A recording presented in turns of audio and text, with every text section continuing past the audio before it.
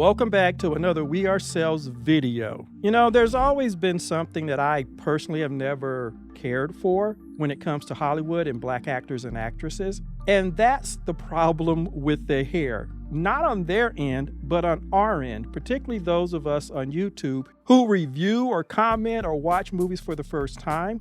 I've noticed that a lot of us black folk tend to zero in on an actor or actress's hair and bring it in for ridicule and comment and things like that. And I've never really liked that because to me it skirts too close to self-hatred. I mean, for all the backlash that Daisy Ridley got for playing Rey and her character, I might be wrong, but I don't remember too many people zeroing in on her hairstyle and wondering if it was real or if it was a wig or why didn't they do something different with it. I mean, I might be wrong in that, but I don't think that other groups of people zero in on somebody's hair, yet we tend to do it so often, and I've never liked that. Well, when Taraji P. Henson made her comments recently, and she talked about all the money that comes out of what she gets for a film. And one of the things she slid in there was a hairstylist. And it immediately reminded me of a Hollywood Reporter article, which I totally forgot about, but it came out 3 years ago.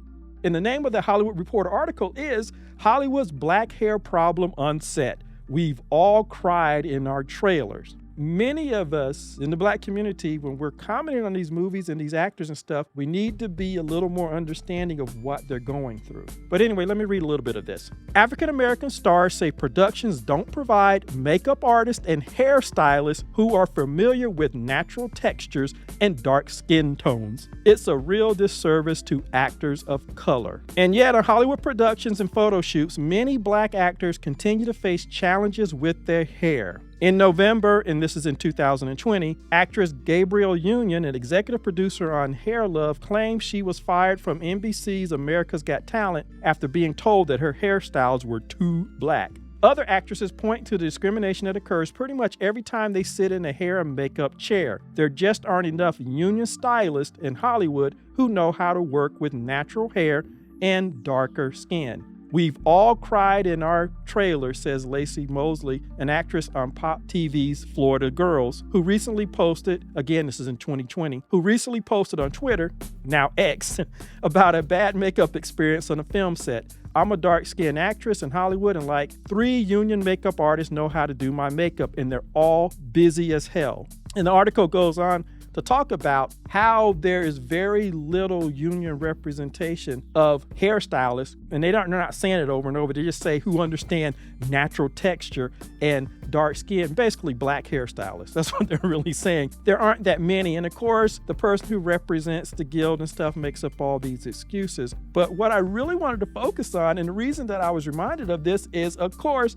Taraji P. Henson was also quoted back then 3 years ago complaining about this problem, which she just mentioned again. And here's her quote. Empire star Taraji P. Henson is tired of biting my damn tongue on the subject and tells The Hollywood Reporter, describing a magazine shoot in which a stylist inexperienced with black hair damaged her with a root booster. She thought about asking for a different stylist, but then, quote, then I would have been difficult, right? On another shoot, she says a stylist bought a cheap wig and didn't even know how to style it. She finally brought her own stylist at her own expense, but you can see what I mean, she says. 3 years ago, she made this statement and she reiterated it when she was talking about the pay inequity in Hollywood. And she mentioned that when she gets paid, she has all these expenses, including a stylist. So all these years later, she is still having to pay for her own stylist, and she can afford it. Not that she should have to do it, and that's the whole point of this article. Not that she should have to do it, but with her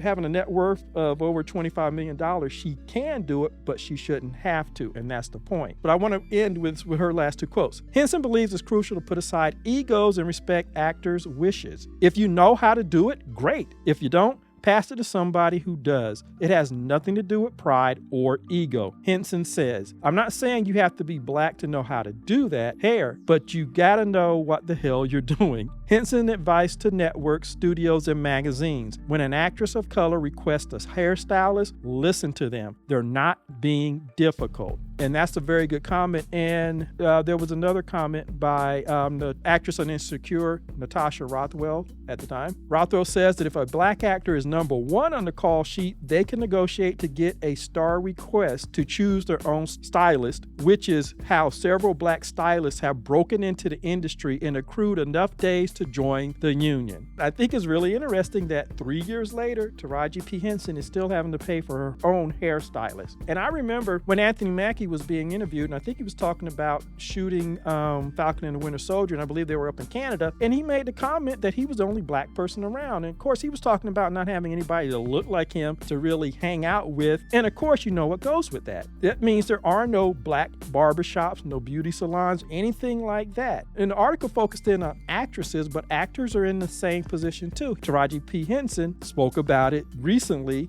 so clearly she's still having to come out of pocket for her own hairstylist, or as she says, to have somebody who know what the hell they're doing. And so I think it's very interesting. And the reason I wanted to bring this forward is because, like I said, the first thing we want to do is to go in on a black actor or actress's hair, and I think we need to have more understanding before we do that. They are in a very hard position. They're trying to do their best. They're having to come out of their own pocket. And if they're not at the level of a Taraji P. Henson where you have that high net worth, then you're really coming out of your pocket for your own hairstylist or barber. And I can understand why, like the Glass Onion movie, Odom, he had on a hat and something else the entire time, and some of us made fun of that. Same thing with John Boyega. I remember the black woman who was in Dune, when she walked out with her dreads, immediately people in my community wanted to speculate on whether they were real or not. Same thing happened in Doctor Strange when he walked out and he had his dreads. Immediately, people in my community went in on him, talking about the dreads and how they looked and they didn't look right. And it's like these people are in impossible positions. I think we should be the last ones